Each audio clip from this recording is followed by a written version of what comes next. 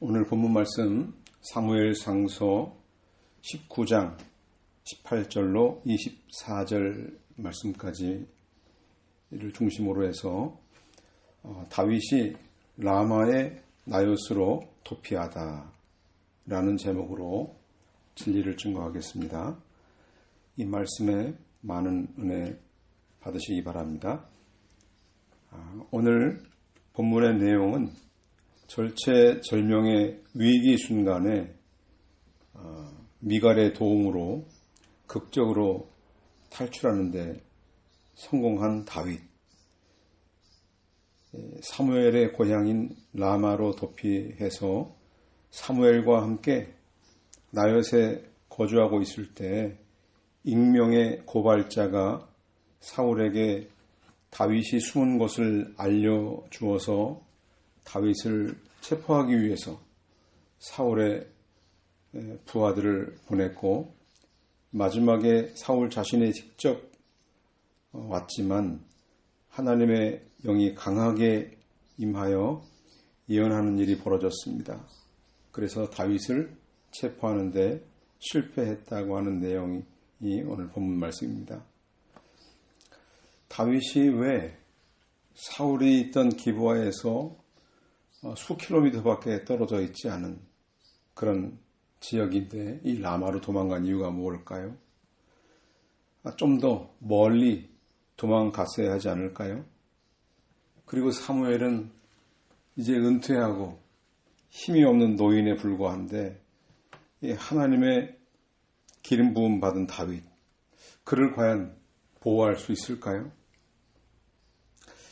오늘 본문 말씀을 통해서 하나님의 이 구원 역사를 살피고 우리에게 주시는 교훈을 받고자 합니다. 본문 18절 보겠습니다. 다윗이 피하여 도망한 후 라마의 사무엘에게 가서 사울이 자기에게 행한 모든 일을 알리고 사무엘과 함께 가서 나엿에 머물렀다. 다윗은 사무엘이 살고 있던 라마로 도망쳤습니다. 다윗은 사무엘을 만나서 사울이 자신에게 행했던 모든 일들을 사무엘에게 말해 주었습니다. 사무엘은 다윗을 나엿으로 데리고 가서 거기에 함께 머물렀습니다. 이 나엿은 지명이라기보다 거주지라고 하는 그런 뜻을 가진 말인데요. 이 목자들, 양치는 목자들이 머물던 그 장막을 나엿이라고 했다고 합니다. 선지자들이 바로 그곳에 그룹을 지어서 함께 지내는 일이 있었다고 합니다. 그러니까 이 라마라는 곳에서 사무엘의 그 어떤 지도를 받던 제자들이 모여서 함께 머물고 있던 기숙사와 같은 역할을 했던 장소인 것으로 보입니다. 근데 바로 이런 곳에서 사울의 추적을 피할 수 있을 거라 생각했을까요? 사울의 그 왕궁은 이 라마의 남쪽 약 4 내지 5km 정도밖에 안 되는 그런 가까운 거리입니다. 등잔밑이 어둡다고 해도 너무 가까운 거 아닙니까? 왜 이런 곳으로 갔을까요? 다윗이 사무엘을 찾아간 이유는 지금 앞으로 나아갈 바를 알지 못하고 있을 때 위기 때마다 이스라엘 나라를 구원했던 그 마지막 사사이면서 제사장이었던 지도자 그 사무엘에게 지도받기를 원했던 것이죠. 그래서 자기 사정을 다 알려준 것입니다. 그러니까 좋은 영적 지도자를 만난다는 거 굉장히 복된 일입니다. 이렇게 지도자의 지도를 받지 않고 혼자서 외골수처럼 자기 혼자 산에 들어가서 돌을 닦는 방식으로는 바른 길을 찾기가 어렵습니다. 그 개신교단을 설립하고 이끌어 오셨던 고 이병기 목사님, 이분도 북한에서 태어나서 수많은 어려움, 그런 환란 가운데서 연단받았는데요. 일본 식민 통치 하에서와 또 북한 공산 정권을 거기서 경험을 했습니다. 북한에 있을 때 이기선 목사님께 성경을 배웠습니다. 남으로 내려와서 박윤선 목사님 만나서 주경신학을 배웠어요. 또 김현복 목사님 만나서 기도를 배웠습니다. 김현복 목사님 하면 아현교회 중처럼 머리를 빡빡 밀고 도포를 입고 이렇게 그런 목회를 하시던 분인데, 쓰러져가는 환자집에서 환자로 지은 예배당에서 예배를 드리고 참 검소하고 신자로서 양심 바르게 쓰는 법을 배우고 또 거룩을 실천하는 삶을 배웠습니다. 그래서 신앙 인격을 갖춘 그런 목회자, 그런 설교자로 변화가 되어서 창광교회를 또 명륜교회를 설립하시고 많은 제자들을 양성했습니다. 참 이런 좋은 지도자가 있었다는 거 참 감사한 일입니다. 자, 이 다윗이 지금 사무엘 선지자를 만나서 어떤 지도를 받았을까? 우리는 이 사무엘의 과거 행적을 좀 살펴보면 알 수 있습니다. 이 사무엘이 불순종의 길을 가던 사울과 헤어진 후에 고향 땅 라마로 내려갔죠. 근데 사무엘은 특별한 일이 없는 한 라마를 떠나지 않았습니다. 라마는 높은 곳이라는 뜻인데요. 영적으로 보면은 이 세상과 상반되는 그런 방향입니다. 신자는 이 세상에 살면서 하나님이 계신 저 높은 시온을 바라보고 그 주님과 함께 머물 때 가장 안전하고 편안합니다. 사무엘은 항상 이 주님과 함께 이 시온성에서 머무는 생활을 해왔던 것이죠. 이 사무엘은 왕정시대 이전에 사사로서 베델과 길갈과 미스바 이 세 군데를 매년 순회하면서 재판하는 일을 했습니다. 그 일을 마치고 나면은 바로 라마로 갔어요. 사무엘상 7장 17절, 라마로 돌아왔으니 이는 그곳에 자기 집이 있었기 때문이다. 자, 라마로 돌아왔다. 사울이 살려주었던 아말렉 왕 아각을 산산조각 낸 후에도 사무엘상 15장 34절에 보면 그 후 사무엘은 라마로 가고 사울은 기브아에 있는 자기 집으로 갔다. 항상 라마가 자기의 거처였습니다. 다윗에게 기름을 부은 후에도 여지없이 라마로 돌아갑니다. 사무엘상 16장 13절, 사무엘이 기름불을 취하여 그의 형제들 가운데 그에게 기름을 부으니 그날부터 여호와의 영이 다윗에게 강하게 임했다. 사무엘이 일어나 라마로 갔다. 라마가 도대체 어떤 곳이길래 항상 사무엘은 라마로 돌아갔을까요? 물론 거기가 사무엘의 집이 있는 곳이었죠. 부모님이 살던 고향이에요. 자, 우리는 사울이 왕으로 기름받던 때에 사울에게 세 가지 징표를 준 일이 있었는데요. 세 번째 징표가 뭔지 기억나시나요? 사무엘상 10장 10절에 그들이 산에 이르렀을 때 보니 그를 만나러 오는 선지자 무리가 있었는데 하나님의 영이 그에게 강하게 임하시어 그가 그들 가운데서 예언을 하였다. 이 산에서 내려오는데, 이 산은 하나님의 산, 기브아 산을 말하는데요. 이 기브아 산에 선지자 무리들이 거기에 함께 생활을 하고 있었어요. 그래서 이 선지자들이 내려올 때 예언을 했다고 했어요. 기브아 산당에 있던 그런 그 신앙 훈련을 받던 곳에서 사무엘에게 신앙교육, 신앙 훈련 받으려고 내려오는 그런 장면이라고 보여져요. 사무엘은 길갈과 미스바, 베델 세 지역을 늘 순회하면서 재판을 했다고 했는데 다 의미가 있는 장소예요.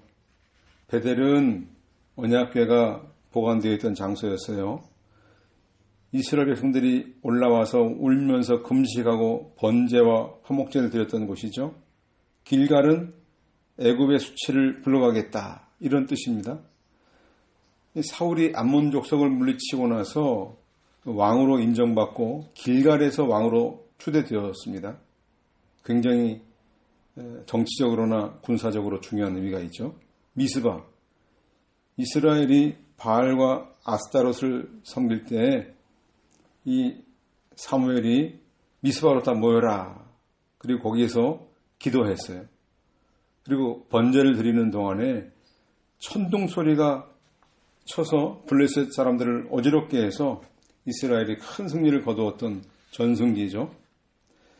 이 사무엘은 매년 이렇게 이 세 군데를 순회하면서 하나님의 구원 역사를 일깨워 주었고요.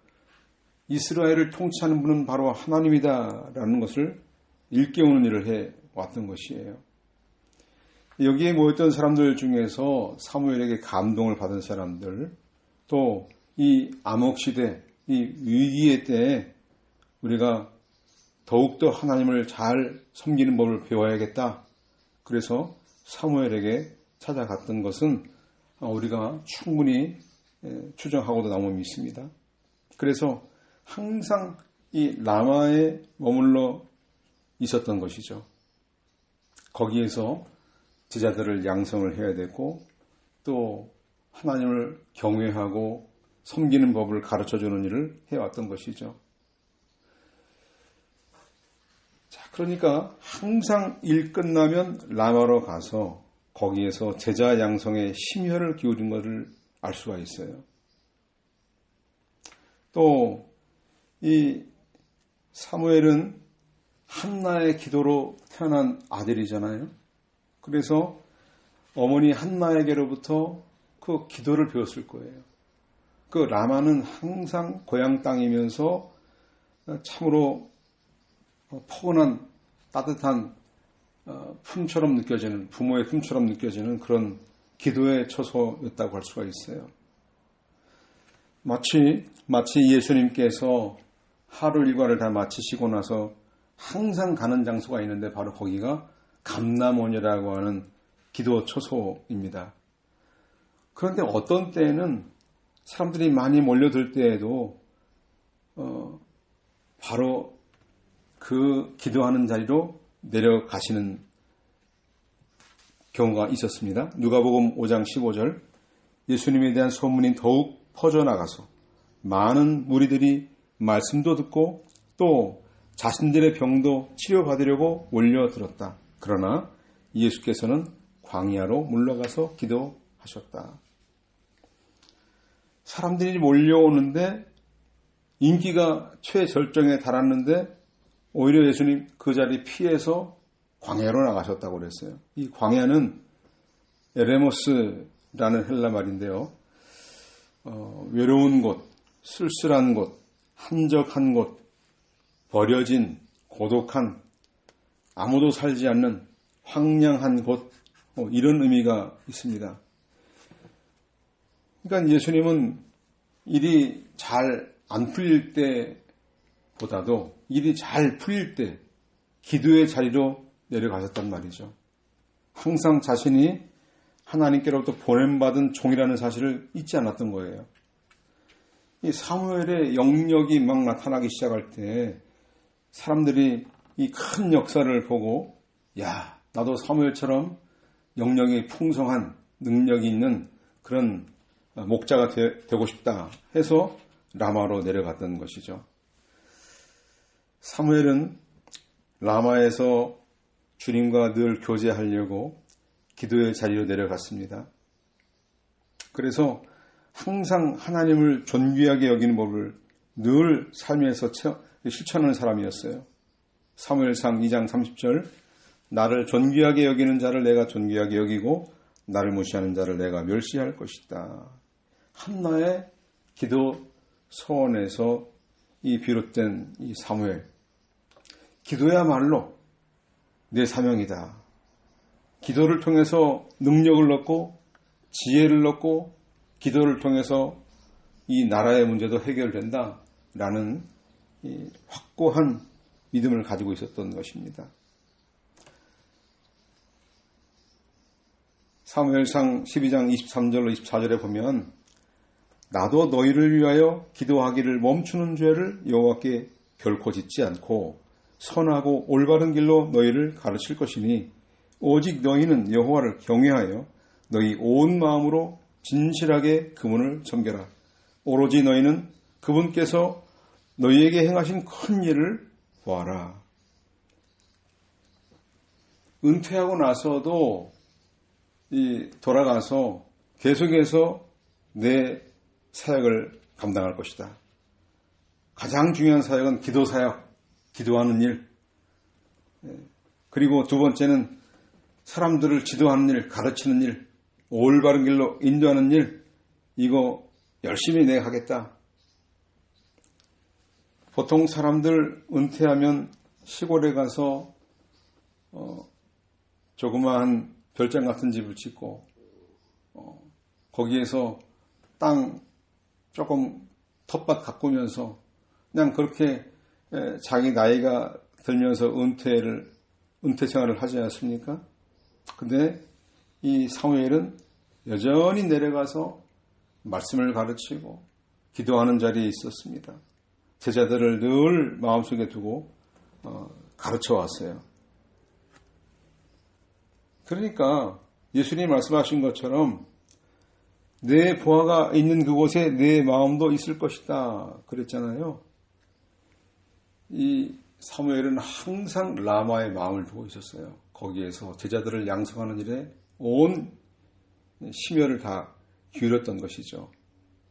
잠언 27장 23절 말씀에 내 양떼의 형편을 잘 살피고 내 소떼의 마음을 두어라 그랬어요. 이 목축업, 이게 이스라엘의 중요한 생업이었습니다. 이 양들, 소들 살피는 거, 이거 굉장히 중요한 일이죠. 이 양들의 양떼의 형편을 살핀다. 양의 얼굴, 용모, 상태를 살펴서 건강이 안 좋은지 병들었는지 이거 살피라는 거예요. 양들이 언덕과 또 산과 들판을 다닐 때 사나운 짐승에게 상처를 입을 수도 있고요. 또 가시에 찔릴 수 있어요. 그래서 숫자도 잘 헤아려 가지고 한 마리도 잃지 않아야 했어요.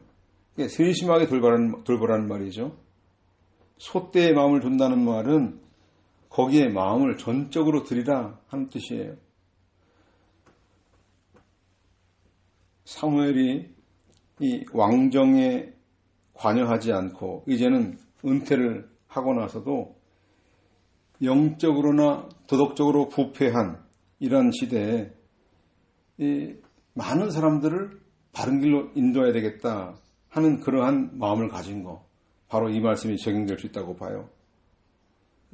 교역자는 항상 교인들의 상태를 살피지 않습니까? 혹시 상처를 입지 않았을까? 어디에 다치지 않았을까? 또 건강 상태는 어떤가? 영적으로 쾌활한가? 이런 거를 늘 염두에 두고 있지 않습니까? 이 사무엘, 좋은 제자들을 양성하기 위해서 순수한 신앙, 하나님을 섬기는, 하나님을 경외하는 이러한 신앙을 지키고 또 계승하게 하려는 이런 노력으로 함께 모여 사는 신앙 공동체를 형성하고 있을 거라고 보여져요. 자, 왕권이 부패하고 우상숭배가 만연했던 아합 시대, 이때에도 이세벨이 여호와의 선지자들을 잡아 죽이려고 할 때 기근이 심했었죠. 이때 여호와를 경외하는 국내 대신 오바댜가 100명의 선지자들을 한 굴에 50명씩 숨겨주고 빵과 물을 공급한 일이 있습니다. 열왕기상 18장 4절 참고하시고요. 엘리사도 엘리야의 제자였죠. 엘리야가 하늘로 승천할 때 그 직전에 그의 제자 50명이 따라갔다가 엘리사만 따라갔어요, 결국. 자, 그러니까 사무엘은 이런 선지자 학교의 원조인 셈이죠. 라마 나요트에서 제자들과 함께 살면서 기도하는 공동체를 이루고 하나님 섬기는 법, 하나님 경외하는 법을 부지런히 가르쳤던 것이죠. 그러니까 다윗이 볼 때 이 라마로 갔을 때 이 사무엘에게 내가 이 길을 물어봐야겠다. 내가 왜 이런 고통을 당해야 되는지, 내가 어디로 가야 될지, 어떻게 처신을 해야 되는지 내가 궁금하다 해서 갔을 거예요. 그리고 거기서 사무엘과 함께 하나님 앞에 나가 기도하는 가운데 거기에서 여러 가지 아마 그 많은 은혜를 받고 진리를 깨달았을 거라 봅니다. 시편 말씀들을 이렇게 보면 이 다윗이 그 고난 가운데 아름다운 시를 써서 자기의 고난을 표현하고 탄식을 나타내고 또 하나님께 간절한 소원을 기록했던 걸 보고 알 수가 있는데요. 자, 19절, 본문 19절 보겠습니다. 누군가가 사울에게 보고하기를 보십시오. 다윗이 라마의 나요트에 있습니다라고 하니 사울이 다윗을 붙잡으려고 부하들을 보냈는데 그들이 선지자의 무리가 예언하는 것과 사무엘이 그들의 지도자로 서 있는 것을 볼 때 하나님의 영이 사울의 부하들 위에 임하니 그들도 예언을 하였다.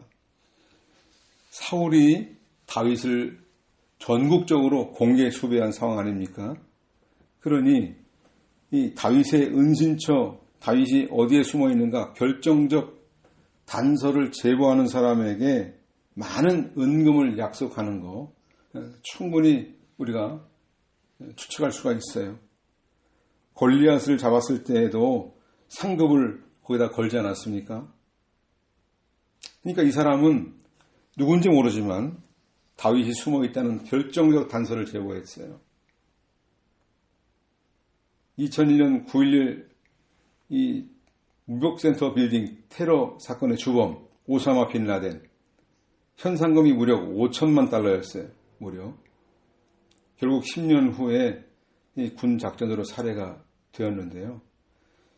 이 다윗이 숨어있던 곳을 신고한 사람, 아마 돈의 눈이 어두워져서 그랬는지 아니면 과잉 충성 때문에 이렇게 했는지 알 수가 없어요.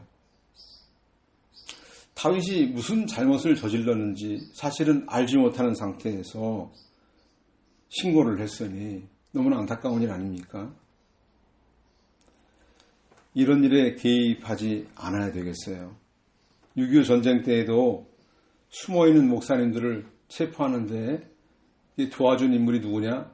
바로 그 교회 집사님들이었다고 그래요.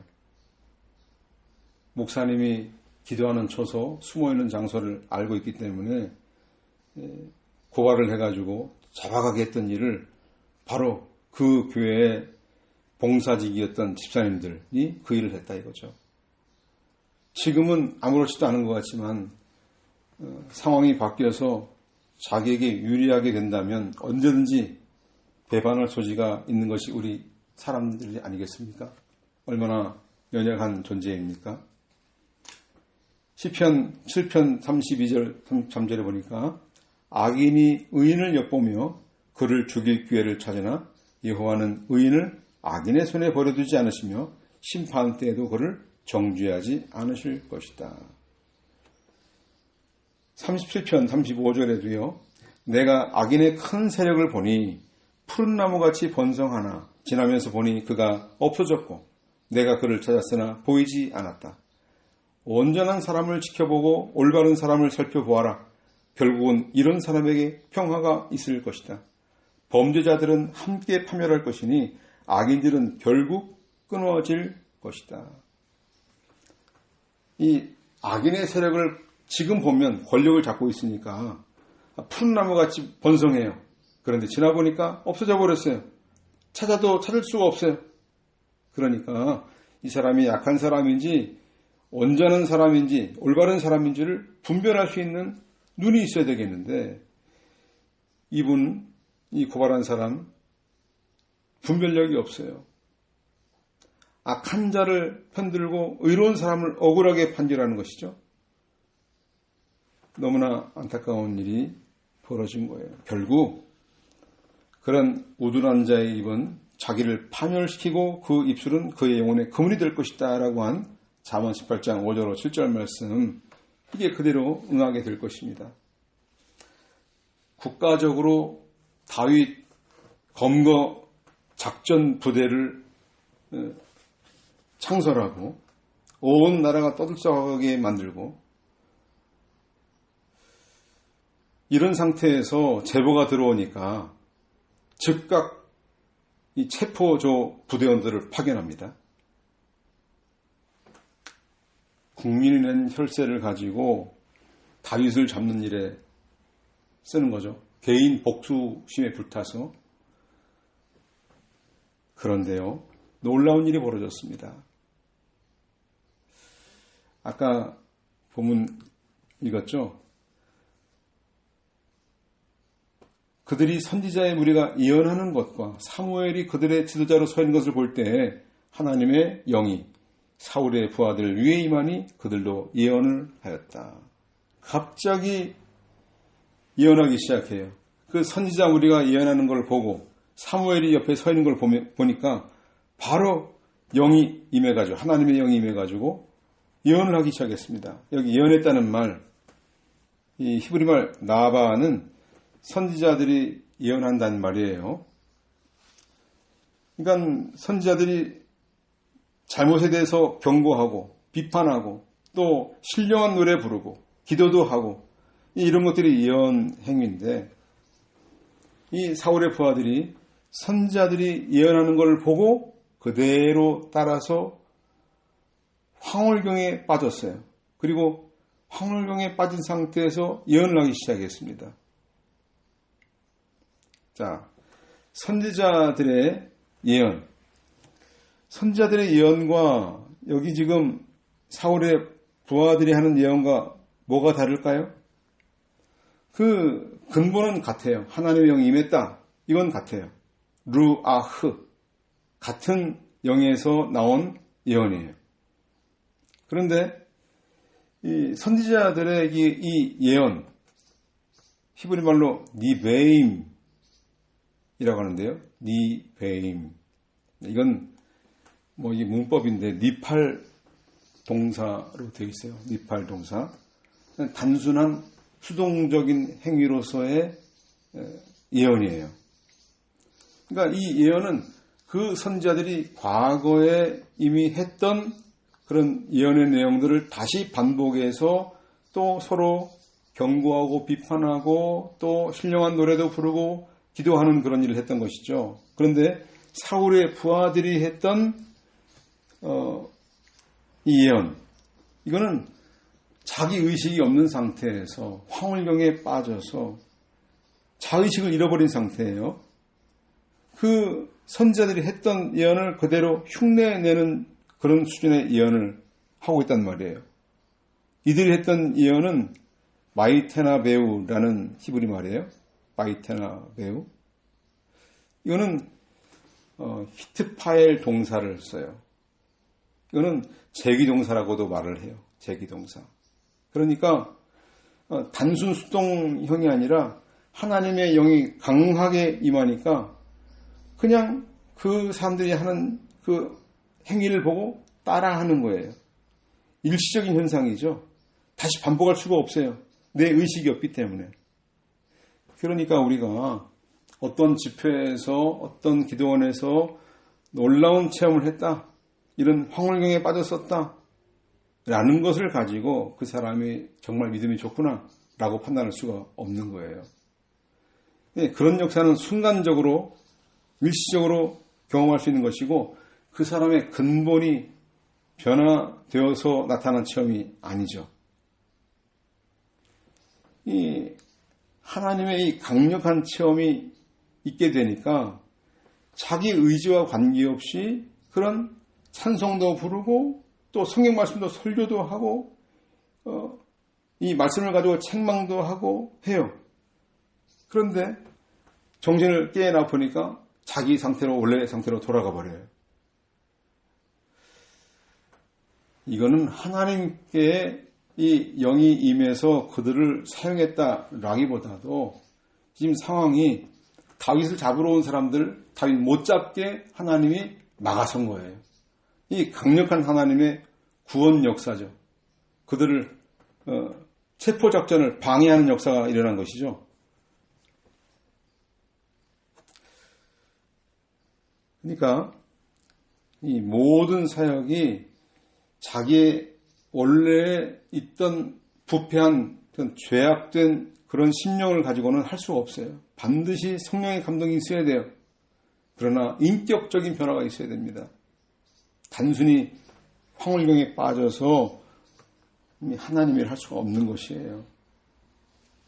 우리가 직분자로 섬기게 될 때 꼭 이걸 명심해야 됩니다. 나는 예언을 했었다, 계시를 받았다, 신기한 환상을 봤다. 이거 아무 쓸데가 없어요. 회개하지 않고 믿음의 변화가 없는 상태에서 이런 경험들은 아무 유익이 없는 것이에요. 마귀에게 속기 쉽습니다.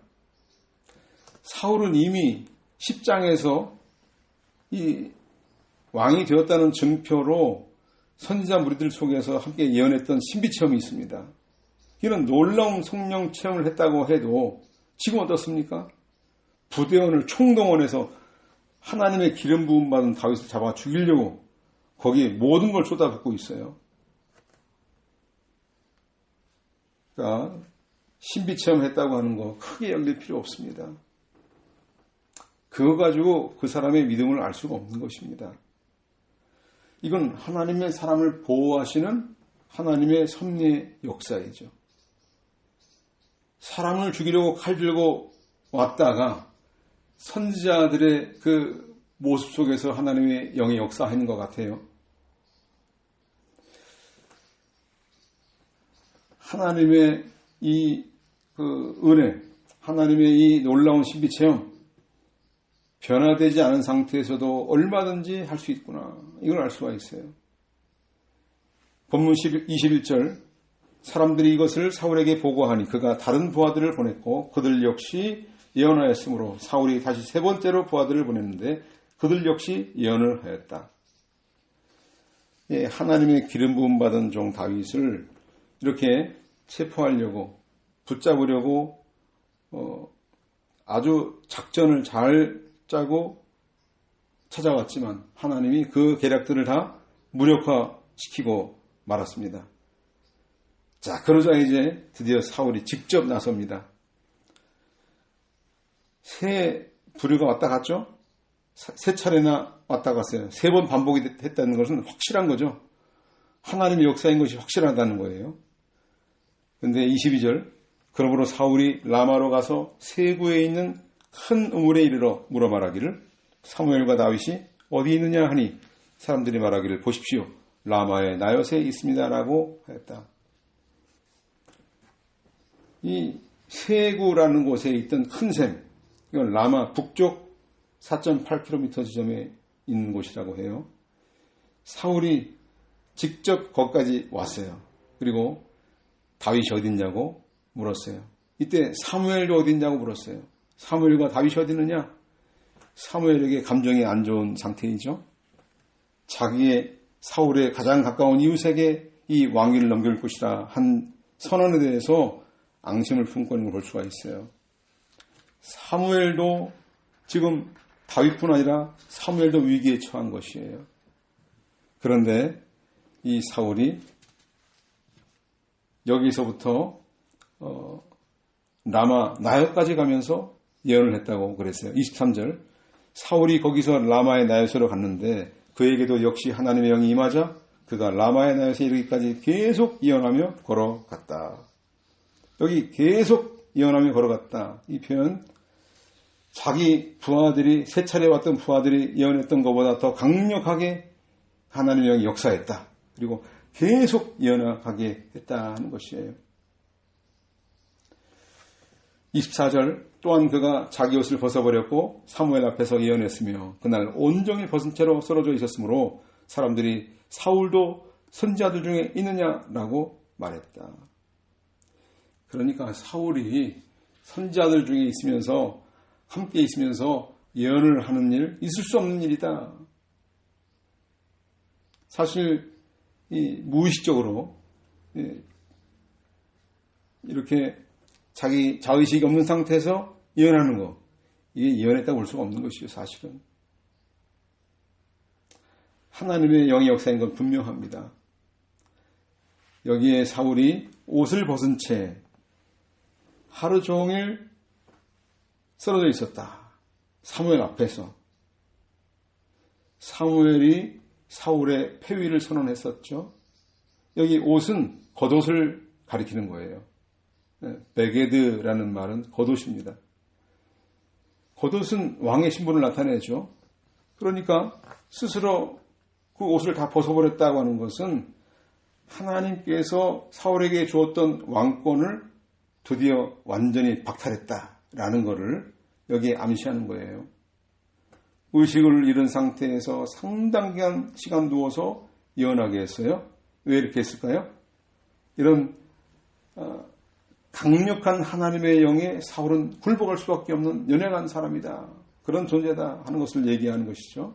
그리고 다윗에게는 그 자리에서 어서 피할 기회를, 시간을 벌게 해주신 거예요. 자, 하나님께서 세운 종을 해코지하려고 할 때 이 하나님의 강력한 역사로 인해서 이렇게 체포를 하지 못하게 된 것이죠. 이 왕의 권력을 남용해서 하나님의 사람을 체포하려고 했던 사건이 북이스라엘에서도 있었습니다. 아하시야 왕, 아합을 이어서 왕이 되었는데 이 아하시야 왕이 높은 다락방 난간에서 떨어졌어요. 부상을 입었어요. 그래서 이 병이 회복될지 안 될지, 다쳤으니까 이게 병이 되었겠죠. 신하들에게 블레셋 에그론에 있는 신 바알 세부백에 가서 이 회복될는지 안 될는지 물어보고 오라 이랬어요. 그러니 이 아하시야 왕, 당시에 아방이 죽자 모압이 배반을 했다 그랬어요. 그러니 그동안 들어오던 모든 조공물이 안 들어오니까 지금 이 북이스라엘의 재정이 어려워지게 됐죠. 이렇게 점점 국력이 약해질 때, 이거 왜 이렇게 됐을까? 그리고 하나님께 나가서 물어야 되지 않겠습니까? 자, 엘리야가 이 아시아 신하들 편에 하나님의 경고 메시지를 전달합니다. 이스라엘에 하나님이 없어서 너희가 에그론의 신 바알 세부백에 물으러 가느냐? 그러므로 여호와께서 이같이 말씀하신다. 내가 올라간 침대에서 다시 내려오지 못하고 반드시 죽게 될 것이다. 이 경고를 들은 아하시야 회개했습니까? 회개 안 했어요. 바로 지금이 하나님의 그 사랑을 깨닫고 은혜 받을 수 있는 이런 좋은 기회였는데, 용서받을 수 있는 기회였는데 이거 하지 않았습니다. 긍휼을 구하지 않았습니다. 오히려 엘리야를 체포하려고 50부장 그리고 부하 50명을 보냈습니다. 잡으려고 갔는데 엘리야가 명예에서 하늘에서 불이 내려와서 다 살라버렸어요. 태워버렸어요. 또 두 번째 또 부하 50명을 또 보냈어요. 얼마나 고집스럽습니까? 강팍하고. 그 사람을 또 태워버렸어요. 이 하나님의 사람이야 하고 부를 때 하나님을 모독하는 그러한 뉘앙스고, 하나님의 사람에 대해서 멸시하는 뉘앙스를 가지고 체포하러 간 거예요. 권력을 믿고. 다 불태워버렸어요. 이 세 번째 갔던 사람들은 드디어 깨달았어요. 하나님의 사람이구나. 그 엘리 앞에 무릎 꿇었어요. 예언합니다. 목숨만 살려주십시오. 우리 부하들 목숨도 살려주십시오. 그래서 죽지 않았고 하나님의 허락을 받고 아하시아에게 가게 됩니다. 그래서 그 아하시아 왕 앞에 가서 직접 면전에서 경고를 합니다. 결국 아하시아는 회개할 기회를 얻지 못하고 세상 떠나고 말았죠. 하나님의 기름 부음 받은 자, 하나님의 권위를 입은 자를 끝까지 무시하고 완악한 자세를 취하는 사람, 하나님의 심판을 결코 면치 못할 것이라는 사실을 역사가 말해주고 있습니다. 이 엘리사가 이 베델로 올라가려고 할 때 많은 어린아이들이 대머리야 올라가라 조롱했어요. 그러면서 여호와 이름을 저주했습니다. 그때 숲속에서 암곰 2마리가 나와서 아이들 중 42명을 찢어 죽인 일이 있습니다. 이 하나님의 권위에 도전하는 자, 하나님의 세우신 종을 거역하고 반대하고 멸시하는 자는 이와 같은 심판을 받게 될 것이라는 말이죠. 사울 왕은 한 번도 아니고 3번씩이나 하나님의 영이 강권적으로 역사하시는 모습을 보았으면서도 회개하지 않았습니다. 이미 다윗과 함께 계시는 보았어요. 또 다윗이 모든 일을 지혜롭게 행할 때 하나님이 함께 하신다는 걸 알았어요. 그때 자신을 낮췄어야 했습니다. 아말렉을 진멸하는 명령을 순종하지 않은 거 죄를 자복했어야 해요. 제사장 직분 마음대로 강탈한 일, 또 하나님께 심대한 상처를 주었던 일, 이거 다 회개를 했어야 됐죠. 순종하지 않은 거, 자기 왕권을 이용해서 다윗을 잡으려고 거기다가 모든 것을 쏟아 부었던 이런 자신의 잘못 회개했어야 됐고요. 회개할 게 얼마나 많습니까? 큰딸 메랍을 다윗에게 결혼시키지 않은 것도 이것도 용서를 구했어야 되는 거예요. 둘째 딸 미가를 다윗을 살해하려고 하는 음모로 딸을 결혼시키는 이런 참 무자비한 부모, 아버지였죠. 거짓말하고 공갈 협박하고 이런 일. 하나님의 명예나 권세보다 자기의 명예를 드높인 일, 큰 죄였죠. 이거 다 회개할 건데 이거 전혀 회개하지 않았습니다. 끝까지 그 길을 가는 거예요.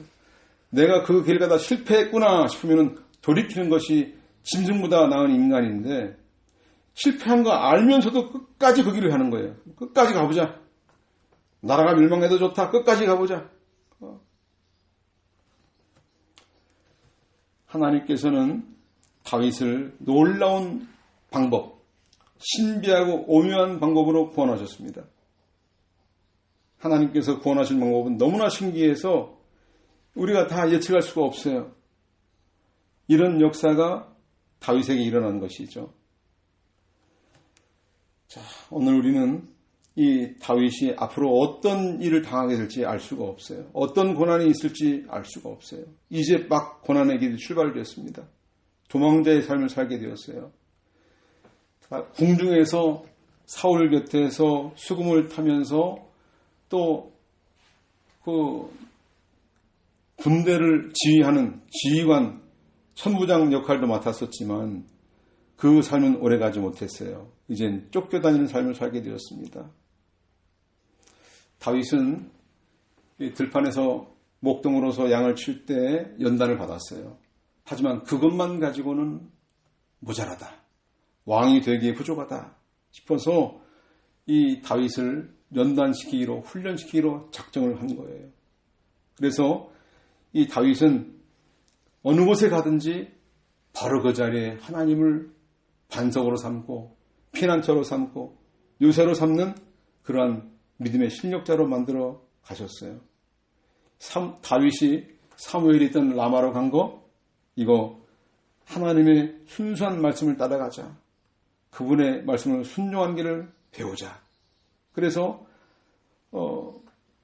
하나님 말씀을 생명처럼 여기고 또 거기서 말씀에서 위로를 받고 또 힘을 얻고 또 은밀한 곳에 계신 주님과 교제하면서 거기서 성령에 충만하고 지혜가 충만해져서 이 왕의 직분을 잘 감당하기에 부족함이 없는 그런 온유한 심령, 그런 인격자로 만들어진 이 사건입니다. 우리를 연단하기 위해서 찾아오는 그런 불시험들, 우리가 다 기쁨으로 맞이하기를 간절히 축원합니다. 다 같이 기도하겠습니다. 하나님 아버지, 은혜를 감사합니다. 다윗이 편안하고 안락한 궁중에서 벗어나 짐승처럼 들판에서 떠도는 삶을 시작했습니다. 앞으로 어떤 일을 겪게 될지 전혀 알 수 없지만 주님의 신실한 언약의 말씀을 그대로 순종하며 나아갈 때 주님이 피난처가 되어주시고 능력으로 띠를 들러주시고 사람의 생각을 뛰어넘는 은밀한 섭리의 손길로 구원해 주실 것을 믿은 것처럼 우리에게 주어졌던 이 고난의 삶이 우리에게 닥쳐올 때 우리의 인격을 연단하는 시험이구나. 주님의 형상을 닮아가도록 주님께서 인도하시는 섭리의 손길이구나 하는 걸 깨닫고 우리에게 주어진 이 고난의 삶이 끝나는 날 주님의 형상을 닮은 것으로 만족하는 우리 모두가 되게 하여 주옵소서. 예수님의 이름으로 기도드립니다. 아멘.